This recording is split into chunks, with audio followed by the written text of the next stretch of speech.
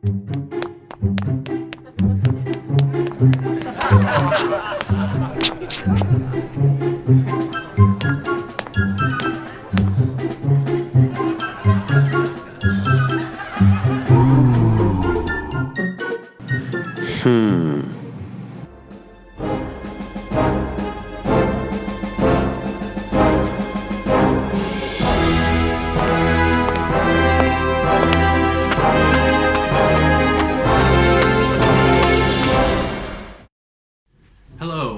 I'm Arthur Beem, and this is my wife, Teresa Beem. This is Catholicism for Seventh-day Adventists. We grew up Seventh-day Adventists for 40 plus years, and during our time we diligently read about Adventism, its history, and everything about it. We grew up in their schools. We decided we wanted to bring up things that were told to us that we wanted to straighten out historically.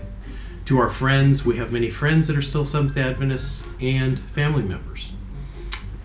So we decided to have this series for that. Who are we?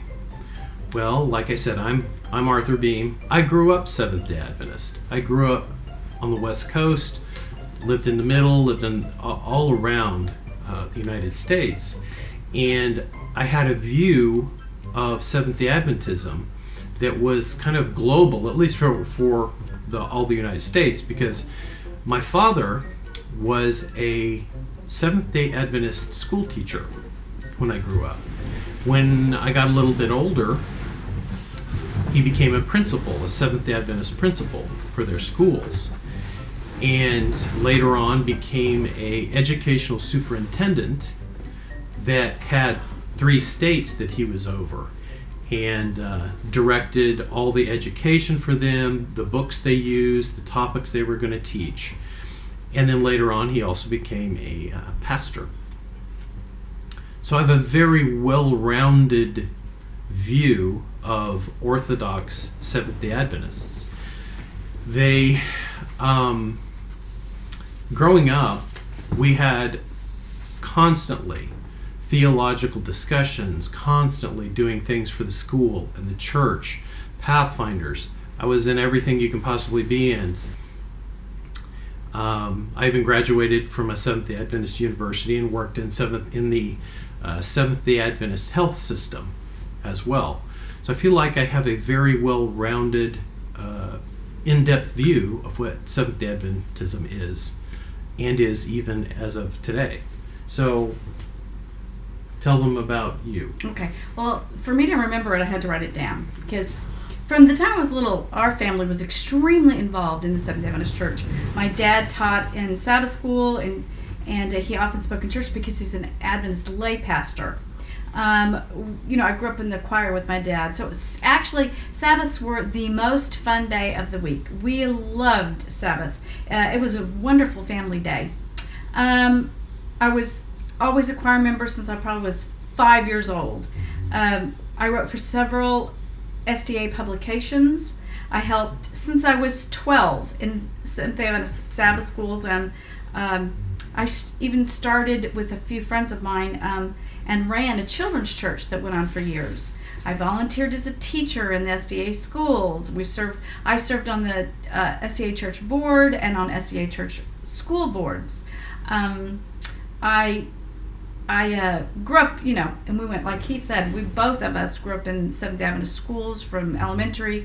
We met each other at Valley Grande Academy, which is an Adventist boarding academy that's on the border of Mexico and Texas.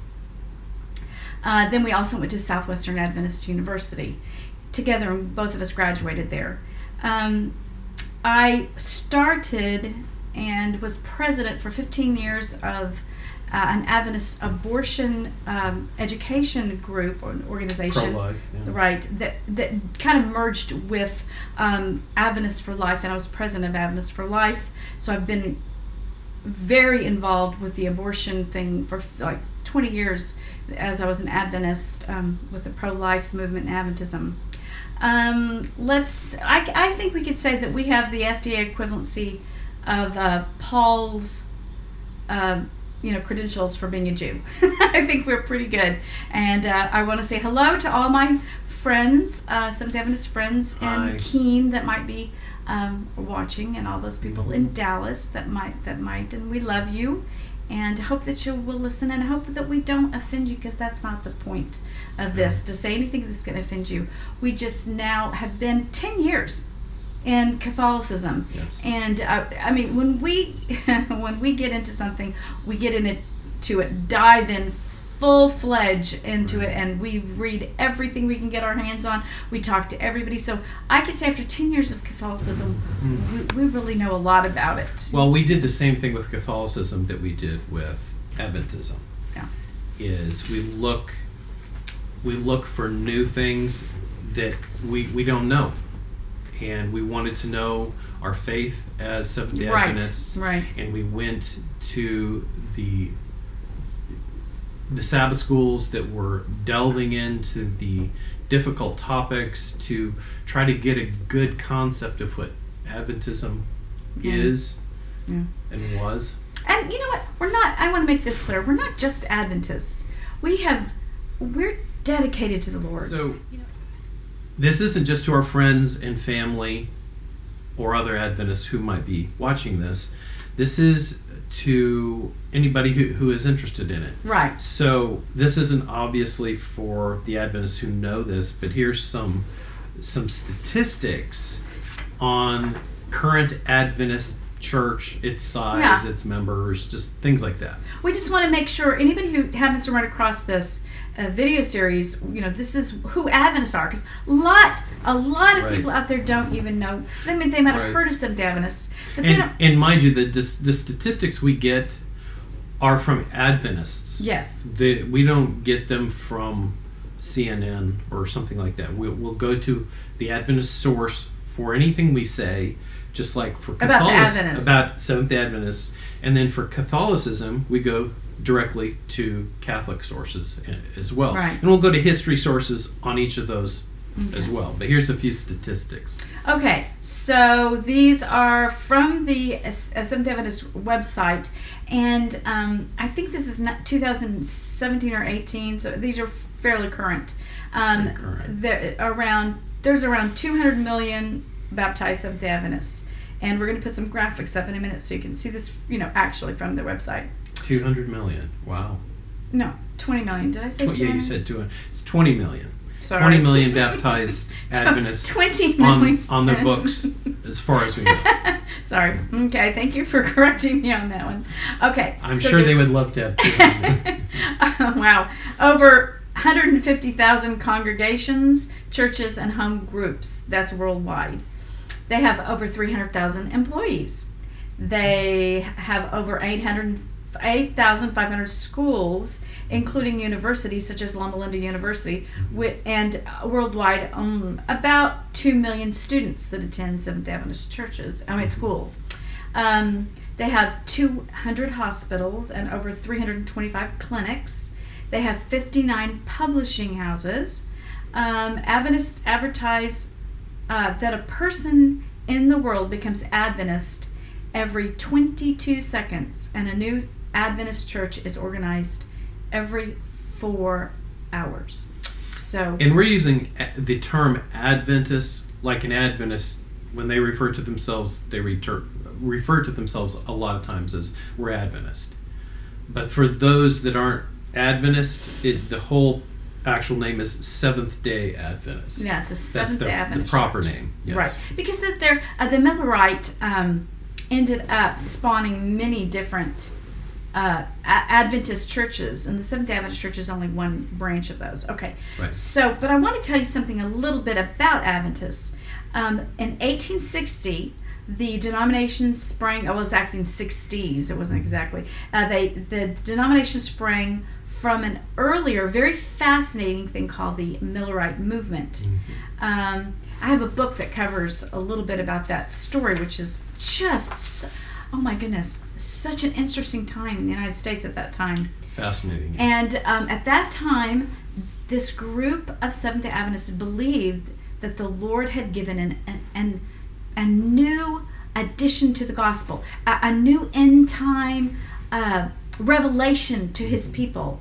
And he gave it specifically to the Seventh-day Adventists to teach to the world. And it was they called it the everlasting gospel, or the three angels message. And part of this was given to their prophetess, Ellen G. White. Now, Seventh-day Adventists believe, this is their actual doctrinal belief, that they are the only and sole remnant of God. And that one day there's going to be, right before God comes, there's going to be a test that delineates who the people of God are, those that are truly Christians versus those who are not. And this last day test is really what they're supposed to tell the world. This is their message to the world, the Lord is coming soon, and there's going to be a Sabbath day test. And what they mean by that is those people who are not worshiping on what they believe is the correct day.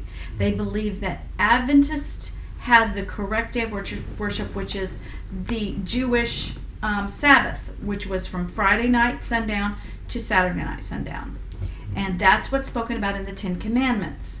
And so that is the correct day of worship. And those that reject the message are the ones that will get the and then continue. Well, they see it as reject the Sabbath. Right, that reject the seventh-day Sabbath. That specific message, yes. And fall for the deception of Sunday Sabbath, that they will eventually get the mark of the beast. Right. And the Antichrist will deceive all those that bear the beast, the mark of the beast, and in the end, they will be lost.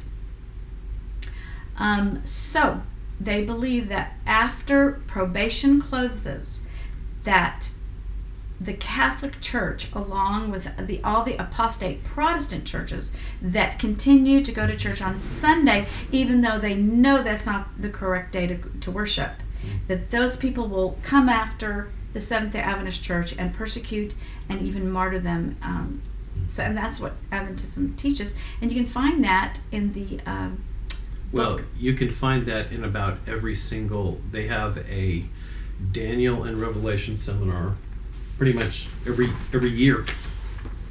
Right. That goes into that. And but it started from the vision of Ellen White in the book The Great Controversy, and you can find that online really easily. Right. Because her writings are all online. So, as I started to think about Catholicism and think about Adventism and everything about it, the things we found out coming into Catholicism that we were very shocked that weren't just a little off, they were just completely wrong. And what I found out in my experience is that everyone seems to know either an ex-Catholic, an ex-priest, an ex-something, or even a current Catholic who kind of knows a guy. There's always this mysterious, well, I know a guy. Well, I know another guy. There's this guy I know that's a priest. Mm-hmm.